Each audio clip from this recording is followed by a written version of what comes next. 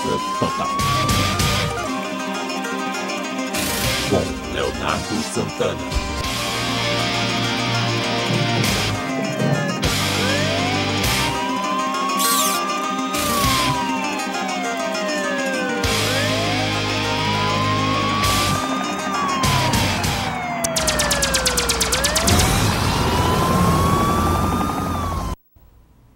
Gente, estamos aqui de volta depois das férias, depois de vocês terem um descanso aí de mim, com Segurança Total, falando de segurança daqui de Brasília, da rede ESTV e, obviamente, a gente fala com a cara do Brasil. E assim, a gente já começa o programa de hoje tendo que pagar a conta, né? Tendo que pagar a dívida. A gente não pode deixar a dívida ali aberta. A gente tem aqui dois grandes companheiros, né, que estão conosco já há algum tempo. Nós temos ali o nosso amigo Aderivaldo Cardoso, que vai estar comentando com a gente, falando sobre polícia de confronto, polícia de conflito. E por que que nós estamos falando de tudo isso? Porque nós tivemos um ganhador daquele óculos, do Oakley. E quem foi o ganhador? Nosso amigo Adriano, que está aqui com a gente também. Foi o que mandou a melhor pauta, foi o que trouxe aí a melhor ideia para a gente estar comentando, uma vez que parte do nosso programa é destinada para os policiais do Brasil inteiro que querem um pouco mais de informação para realizar melhor as suas atividades. Eu já vou pedir para o Chocolate colocar ali o nosso primeiro vídeo, que foi o vídeo que originou essa promoção. Se eu puder colocar até com áudio aí, Chocolate, eu vou ficar extremamente feliz, a galera vai ficar muito satisfeita. Vamos lá, o primeiro vídeo, se já estiver no ponto, a gente pode mandar ver.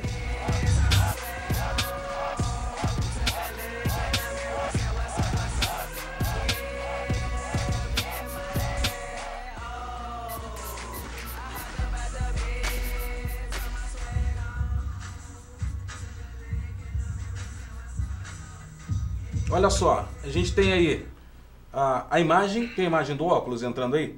Tem a imagem no próprio vídeo aí, Chocolate, acho que deve ter a imagem do óculos, acho que dá pra gente colocar.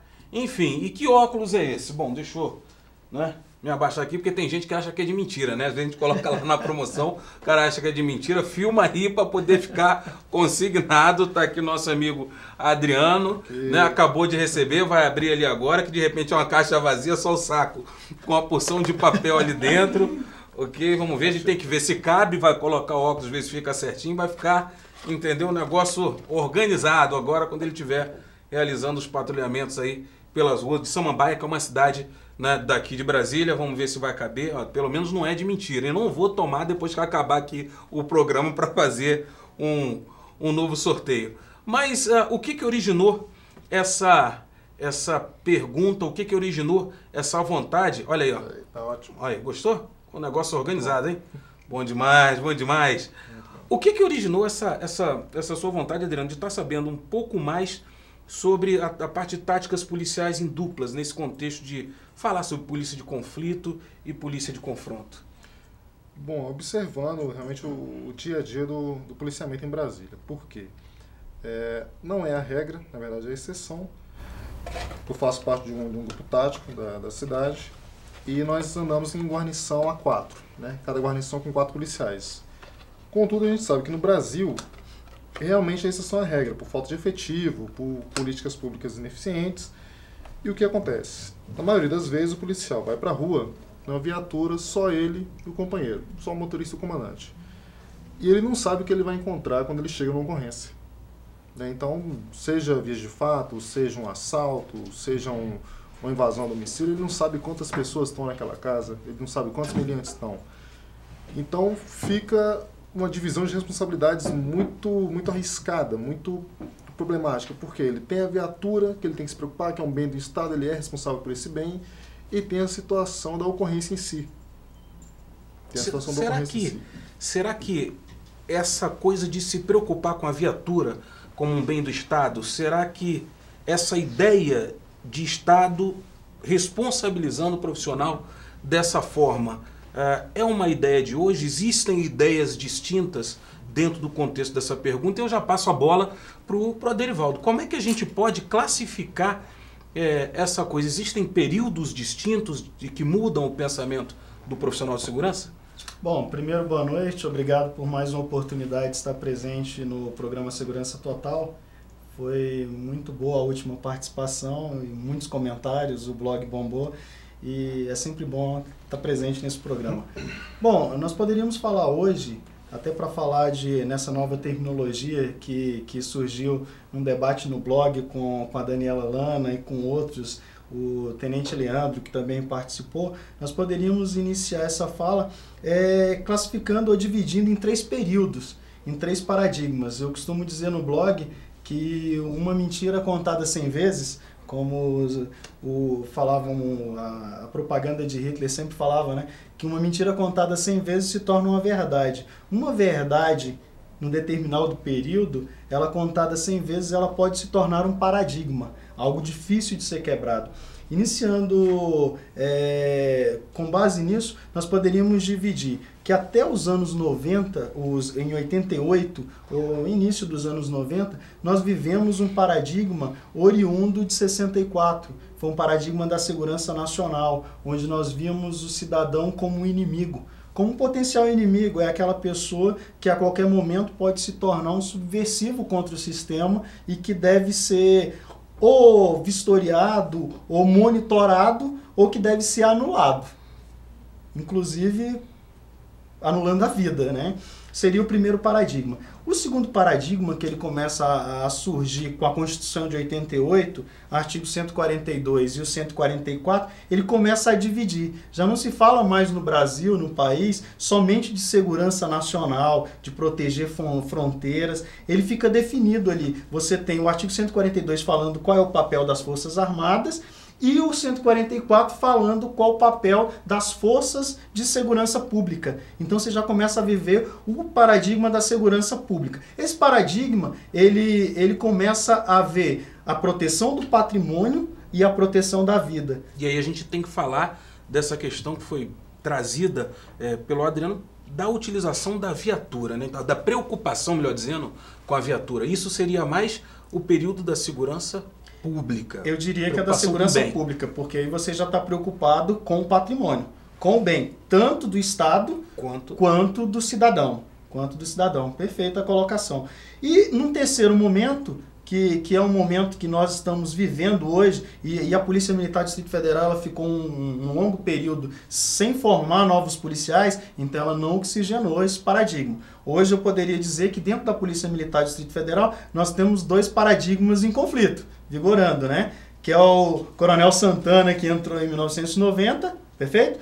E o Soldado Aderivaldo e a turma do Adriano, que entrou em 99 e em 2002. Nós vivemos o início do paradigma da segurança pública ou a consolidação, mas ainda vindo de uma formação de segurança nacional. E o reflexo disso acaba ficando, inclusive, na forma de atendimento do cidadão e, obviamente, na percepção que o policial tem da maneira como vai realizar esse trabalho. Ótimo, ótimo. Aí nós poderíamos dizer que quem são hoje as pessoas, os policiais que atuam no tático? Vamos começar a entrar aí, né, nessa seara que muitas vezes algumas pessoas não querem entrar. Qual o perfil do policial do tático hoje? São os mais novos ou os mais antigos que estão no tático? Normalmente os mais antigos, né? Então foram formados em que paradigma? Certo. Então não podemos condenar a atuação desse policial do tático, que muitas vezes é vista de uma forma, eu vou usar a expressão truculenta, mas não é bem a expressão que eu gostaria de utilizar, de uma forma mais rigorosa ou de uma maneira mais repressiva. Então vamos dividir entre a prevenção e a repressão, que aí vamos entrando numa outra seara bem interessante também. Eu queria alimentar até um pouco essa discussão, que foi essa bola que foi lançada pelo Adriano, porque é um período complexo, o entendimento do trabalho dos policiais, ele às vezes é distorcido. Sim. E é algo que muito pouca gente gosta de discutir, essa distorção. É muito mais fácil colocar a culpa no policial, é muito mais fácil culpar não a instituição ou o sistema, mas aquela ponta da linha que hoje se encontra, e há bastante tempo se encontra fragilizada. Sim. Porque é a única que acaba respondendo, né, pelos atos cometidos, pelas ações cometidas. Então a gente não pode descaracterizar isso, a gente não pode deixar esse pedaço da discussão de lado, essa coisa da colocação da culpa quando na verdade existe um pensamento que precisa ser discutido, os estudiosos falam muito sobre isso. Maria Esther Grossi, da Universidade de Brasília, ela trata, Maria Estela Grossi, desculpe, ela fala nas discussões que o policial é violento. Não, uma das teses que eu defendi recentemente foi até contestado sobre isso, mas a violência ela acaba não sendo pelo policial, mas acaba sendo uma violência que foi concebida antes, né, da realização daquele trabalho por ele. A gente não pode deixar de discutir isso, né? Sim, falando na professora Maria Estela Grossi, ela lançou um livro hoje, lançou um livro hoje, 2 às de 19 horas, ela lançou o livro A Violência e a Representação Social. Eu adquiri o livro semana passada e não deu tempo para ir no lançamento, que está ocorrendo até agora, né? Estava previsto para encerrar às 10, então já deixo a dica. A violência e a representação social. É interessante entender o contexto em que o policial foi formado, o contexto em que se dá a violência. Como é que essa violência física, essa violência simbólica, ela é vista dentro da representação, como é que ela é representada socialmente. Poderíamos dar o exemplo do Rio de Janeiro, ou o exemplo do próprio filme Tropa de Elite, quando em algumas cenas, o número 1, as pessoas aplaudiam cenas de violência. O que significa esse aplaudir essa cena de violência? A aprovação, né? Nós temos que refletir sobre isso. A sociedade disso. Ela está aprovando essa violência. Mas ela aprova essa violência quando? Quando não é com ela. Então, temos que analisar isso. A nossa violência hoje, a violência cometida, porque é uma violência, ou essa repressão mais árdua, ela tem que ser analisada dentro da nossa cultura e do nosso contexto. Não podemos jogar a culpa somente no policial. Ele foi formado dentro de um paradigma. Tem que ser revista a formação dos atuais e como trazer aquele policial que foi formado dentro do paradigma da segurança nacional para o novo paradigma, que seria o da segurança pública, só que em 90 muda esse cenário na Colômbia e nós começamos a falar hoje, que o governo federal fala muito, em ser o paradigma da segurança cidadã, que aí você percebe que já muda. Percebe-se que a causa ela é multicausal, só que a solução do problema é multifocal. Então você está falando de polícia, você está falando de saúde, você está falando de segurança pública, você está falando de integração de órgãos, você está falando de integração entre polícia e comunidade, você está falando de emprego, você está falando de Planaltina, o que você está fazendo lá? Olha só, dentro dessa discussão, falando de Planaltina, falando de Samambaia, deixa eu puxar um gancho no que você disse e passar a bola de novo pro Adriano. Já houve, Adriano, situações onde você precisou usar força e que isso foi entendido, na verdade, como uma violência? Com certeza. Com certeza. Até porque, até trazendo foco novamente para a questão do trabalho em dupla, a gente perde, na verdade, a vantagem numérica. Se você chega com um efetivo grande numa situação, em relação ao número de meliantes, né, de pessoas, a repressão a reação que você consegue causar é melhor. Porque a pessoa se sente coagida, ela não vai tentar uma agressão, ela vai ficar, olha, eu não vou encarar. Então o que acontece? Se você está na guarnição menor, que é o caso da dupla, a possibilidade de você ter que usar da força é maior.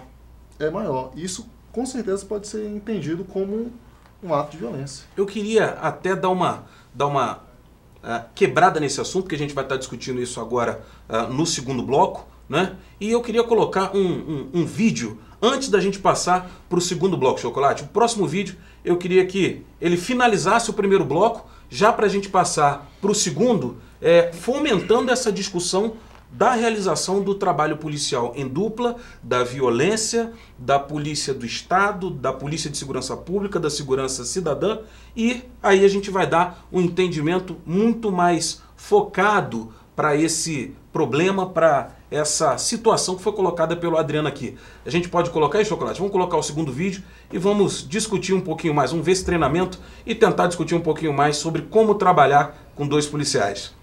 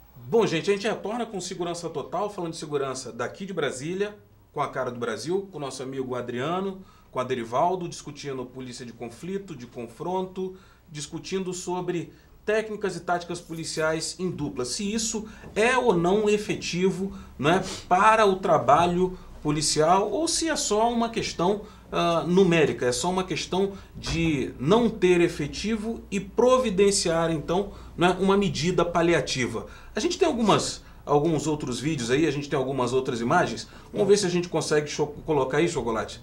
Né? Vamos ver se a gente consegue apresentar essas imagens. Eu vou continuar falando em cima disso. A gente vai continuar discutindo, né? Pode lançar. Né? E a gente vai estar falando sobre de onde veio essa possibilidade. E uma das coisas que o Adriano já mencionou aqui. Nas pesquisas que a gente fez, nos cursos onde a gente participou, o que sempre foi colocado sobre táticas policiais em duplas? A necessidade da capacitação, a necessidade do treinamento, a necessidade do equipamento, até como uma possível substituição de vantagem numérica, né, que você bem colocou aqui, Adriano. E o que se percebe é que na maioria das vezes o equipamento, o treinamento, a capacitação, eles acabam sendo deixados um pouco de lado. Ou seja, o que é feito é colocar a base, que é o policial fardado como representação do Estado, e no máximo com uma tonfa, e logo depois o último extremo, que é uma arma de fogo. E aí a gente já começa a ter os problemas em relação a isso.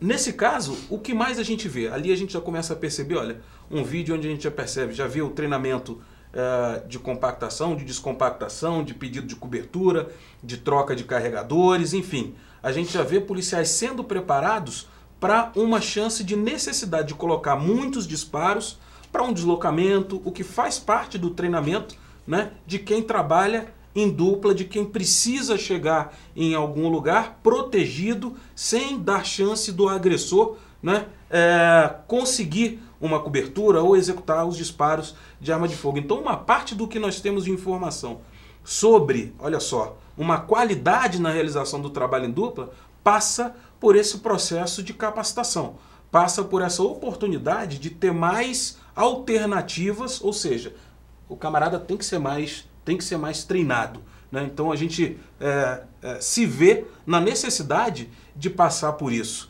Agora, o que a gente tem no Brasil? Uma realidade bastante diferente.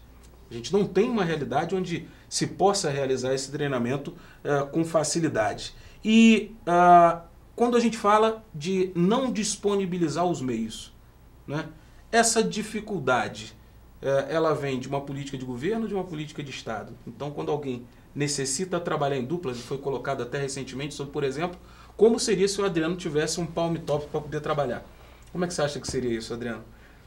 Se eu tivesse acesso a informações, por exemplo, levantar uma placa de um veículo, levantar uma ficha criminal, com certeza isso aí ia adiantar o trabalho muito, porque a gente tenta contato com o centro, às vezes o centro está ocupado com outra ocorrência, e você, por conta própria, você mesmo acessando o sistema, seria mais ágil. Muito mais fácil. E se, ao invés da arma de fogo, não é, e dos níveis mais básicos de uso da força, falaríamos, por exemplo, da presença do policial. Se nesse intervalo você tivesse o treinamento de táticas defensivas, você tivesse a taser, se você tivesse o spray lacrimogêneo que já foi disponibilizado, se tivesse, por exemplo, algemas descartáveis para uma prisão mais efetiva, mais facilitada, que diferença isso implicaria, isso poderia estar fazendo na tua atividade?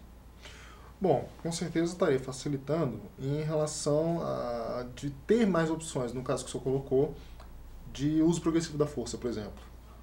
Você não seria obrigado realmente a pular um gradiente muito grande. Você não teria só a tonfa, por exemplo, e a arma de fogo como únicas opções de uso da força. E aí, Adrivaldo, onde é que fica essa discussão? Enquanto a gente pega aqui, enquanto a gente já vai mostrar daqui a pouco as algemas descartáveis, como é que entra, onde é que a gente enquadra isso nesses diversos contextos, principalmente de polícia cidadã? Bom, eu gostei dos termos. É interessante, até porque aqui eu estou para analisar a atuação do policial, nós estamos falando de paradigmas, né?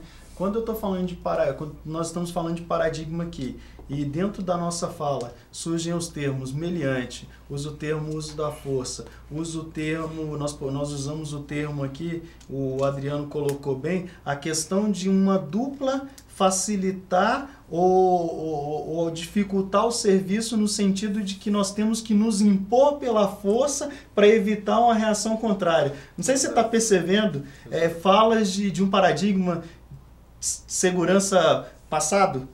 Mas ao mesmo tempo por ser tático. Ao mesmo tempo a gente não poderia falar um pouco da resistência do próprio cidadão nesse mesmo contexto de uma reação contra aquele policial que às vezes até deseja sair de um lado de policial, de estado policial de segurança pública para um policial cidadão e na verdade é rechaçado. Ele às vezes até quer passar para o outro lado, mas já é rechaçado pela comunidade. E aí? Vou parecer advogado do diabo aqui. Que bom, mas a ideia é essa. A ideia é discussão com discussão acadêmica, discussão tática, discussão técnica, né? E uma discussão saudável. O nosso colega que vai receber essa informação, eu acho que é justamente o que ele precisa. Sim, advogado do diabo vai falar, esse cara não é policial não, é sociólogo, policiólogo. Mas nós estamos analisando, são policiais analisando o nosso dia a dia, analisando o nosso contexto. Então, quando nós usamos esses termos, nós estamos falando dentro de um cenário de cidadão como inimigo, de combate ao crime, de guerrilheiro. De guerrilheiro no sentido de guerreiro, ir para a guerra, combater, de combatente.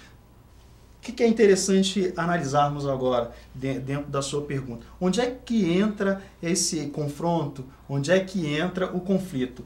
Bom, temos que nos proteger? Temos que nos proteger. Trabalhei na rua durante muito tempo, troquei tiro também. Mas eu sempre me perguntei uma coisa, quando eu saio para a rua.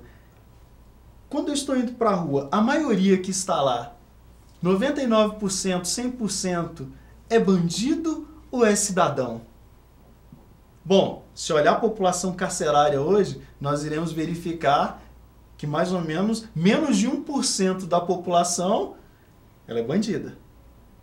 Nós temos 99% de cidadãos de bem. Então, quando eu vou para a rua, eu não tenho que tratar 100% como se fosse bandido por causa de 1% que é bandido. Eu tenho que, eu tenho que tentar, ao máximo, me aproximar de uma segurança cidadã, onde eu vejo aquela pessoa que está transitando na rua, 100% para mim é cidadão, mas eu sei que naquele meio de 100% tem as maçãs podres. 1% ali pode ser bandido, não é bandido. Então, eu vou com a cautela de que pode acontecer algo por causa daquele 1%. Mas eu não vou tratar todos como bandido e já ir com a cautela excessiva de achar que alguém vai me dar um tiro. A pergunta que a gente se obriga a fazer nesse instante é a seguinte. Mesmo acreditando e, obviamente, tentando multiplicar esse pensamento, em alguns instantes, o policial ele acaba... ele não precisa, digamos assim, agir dessa forma em função da indisponibilidade de meios durante Sim. a realização da sua tarefa. Sim, a gente já passa aqui, por exemplo, para o Adriano. Se você tivesse toda essa gama, né, de materiais, você se sentiria mais seguro trabalhando? Com certeza mais seguro. Como o Aderivaldo bem colocou, essa desproporcionalidade entre cidadãos de bem e cidadãos que cometem crimes, na verdade, a maior parte da polícia ela tem que estar dirigida para essa prática cidadã, para esse contato direto com o cidadão. Então, realmente, a maioria dos tipos de ocorrência, que são vias de fato, são discussões de família, é uma batida no trânsito, não requer uma intervenção, um uso da força assim tão intensivo. Agora, a parte do 1% realmente necessita de um cuidado específico. Chegamos ao ponto. Esse 1% você vai tratar com a polícia de conflito ou com a polícia de confronto? será que o nosso telenauta, será que a pessoa que vai ver esse programa agora, quem vai baixar esse programa no YouTube, quem vai levar esse programa para uma discussão acadêmica, sabe o que é a polícia de conflito e a polícia de confronto? Não, eu creio que não, até porque é um termo que nós estamos utilizando é inovador. Nós estamos tentando trazer para a realidade do policial conceitos que hoje são usados dentro do livro do Bailey, por exemplo. O Bailey ele usa muito o termo polícia comunitária e polícia tradicional. Quem são esses policiais tradicionais? Qual é a atuação dessa polícia tradicional? Polícia tradicional é a polícia de confronto. A polícia comunitária eu prefiro chamar de uma polícia de conflito, mediadora de conflito. E quando você fala conflito, mediadora de conflito, o que é mediação? É um terceiro em meio a dois ou mais em conflito, tendo um problema, uma divergência. Esse policial hoje em terceiro, o que você aprende no curso? Quando você está no curso, pelo menos eu aprendi, que quando tem uma ocorrência, normalmente eu estou a 2 ou a 3, se tiver a 3, eu coloco uma parte para um lado, uma parte para o outro, ouço as partes, trago para o meu comandante e ali nós chegamos a um consenso ou tentamos fazer com que esses dois cheguem a um consenso. O mediador de conflito, ele não arbitra, ele não chega e define. Porque quem define, normalmente, quem arbitra é o policial de confronto. Ele vai, ele combate e chega num ponto que ele define. Não, aqui é delegacia. Vamos conduzir a parte para a delegacia. Ele já está no último estágio.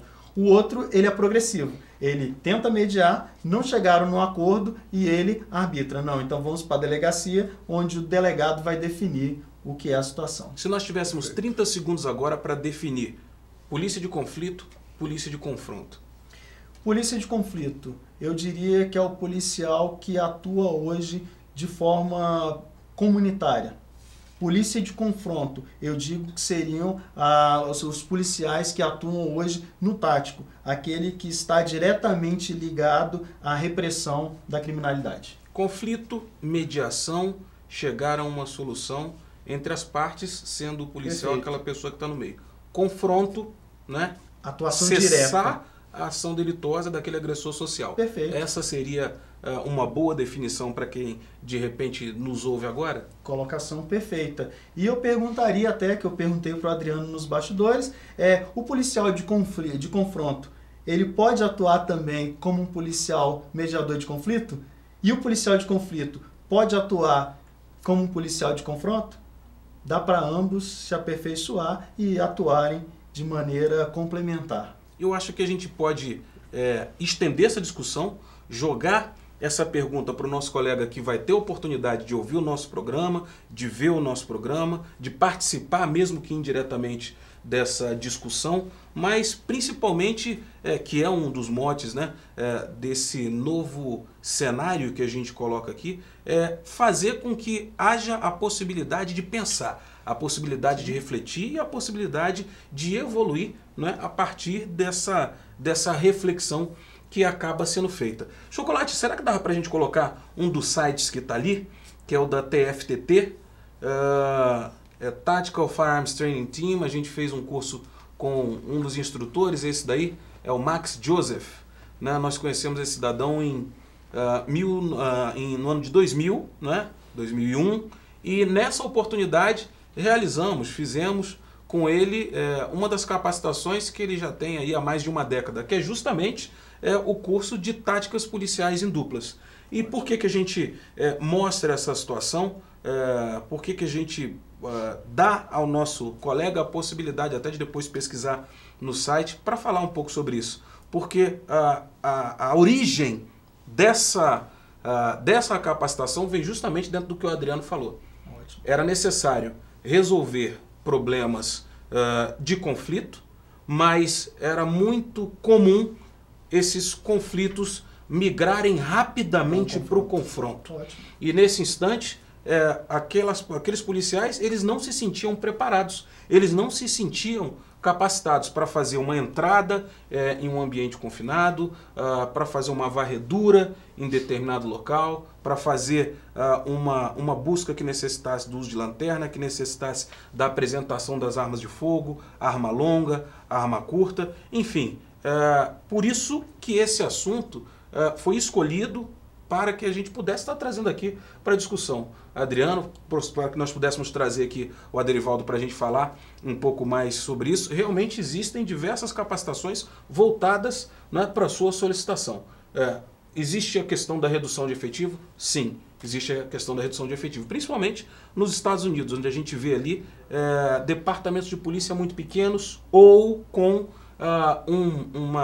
uma quantidade, um budget, um investimento, né, daquele condado, daquela região, muito pequeno. Então, esse foi o motivo pelo qual a gente escolheu e a gente espera ter podido contemplar, né, essa discussão, esse bate-papo nosso aqui com os nossos colegas e responder uma parte da pergunta do Adriano. Adriano, o que você poderia dizer para a gente estar finalizando, né, esse programa Segurança Total? Bom, eu quero agradecer a oportunidade de ter trago o assunto à tona e espero poder ter contribuído para o conhecimento e divulgação de conhecimento, né, para os colegas aí do Brasil inteiro. Pô, a gente agradece muito a Aderivaldo, e aí? Agradecer mais uma vez a oportunidade, dizer que é um pensamento novo e que é a primeira vez que nós estamos debatendo frente a frente, é a construção de um novo conhecimento. Aqui nós estamos aprendendo juntos, estamos definindo juntos. E isso é importante, a polícia pensando polícia. Isso a gente gosta muito e eu queria agradecer a presença dos dois, queria falar que agora está ficando muito comum, né? Polícia falar de polícia, né? E não policiólogo, não aquela pessoa que é jornalista, aquela pessoa que é advogado, aquela pessoa que é de um outro contexto, que não entende, que não compreende, que não viveu a nossa realidade, querendo trazer, né, opiniões que na maioria das vezes vão ao encontro do que ele imagina que é correto, sem conhecer o que nós passamos no nosso dia a dia. Se o Chocolate puder terminar com o último vídeo que está lá, eu ficaria muito feliz. Gente, a gente faz esse programa para vocês, é o Segurança Total, falando de segurança para você, com você, mas obviamente a gente faz tudo isso com a cara do Brasil. Obrigado, até quinta, se Deus quiser.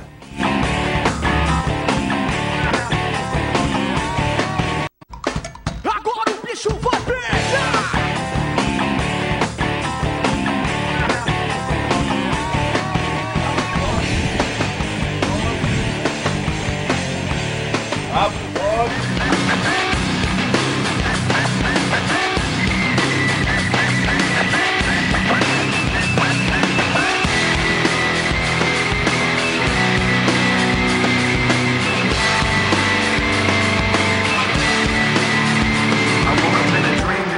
To the cold of the static, put my cold feet on the floor. God, I'm out yesterday. Remembering, I'm pretending to be where I'm not anymore. Little taste of hypocrisy, and I'm left in the wake of the mistakes. Slow to react, even though you're so close to me.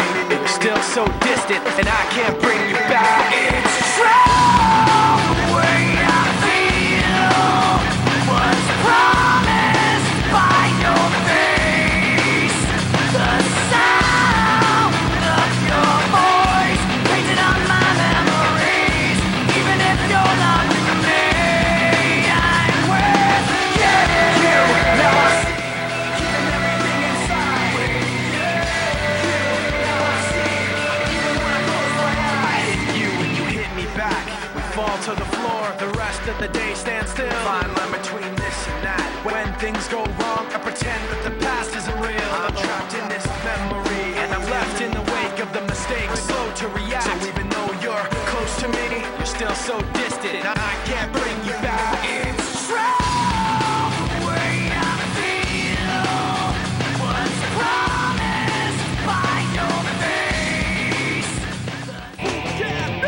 Tropa de elite, osso duro de rua.